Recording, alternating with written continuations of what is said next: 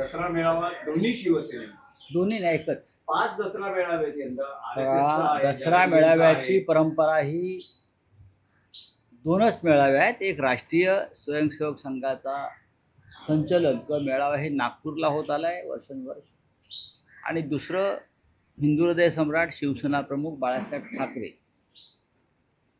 हे दसरा मेळावा 60 वर्षापेक्षा जास्त काळ ही शिवसेना घेते. हे दोन मेळावे सोडले तर बाकीचे सगळे जे मेळावे आहेत ते नंतर आलेले आहेत.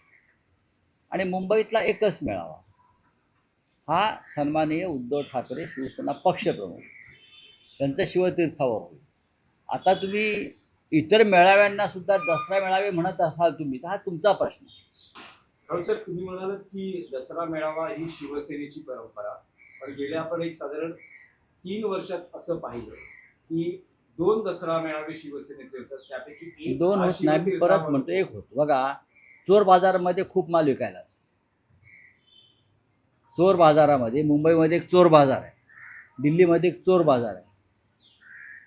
नरेंद्र मोदी आणि अमित शहानी त्यांचा तिसरा चोर बाजार काढलेला आहे, आणि त्या चोर बाजारामध्ये अशा वस्तू त्यांनी विकायला ठेवल्या आहेत, चोरीचा माल राजकारणातला. त्यांना आम्ही काय शिवसेना जनता मानत नाही. निवडणूक आयोग सोडला आणि भारतीय जनता पक्ष किंवा अमित शहा नरेंद्र मोदी सोडले तर त्या दुसऱ्या जे लोक आहेत कोणी, त्यांना कोणी शिवसेना मानणार नाही. आतून मानावं लागतं ना, मनापासून. तसं कोणी त्यांना शिवसेना मानणार नाही.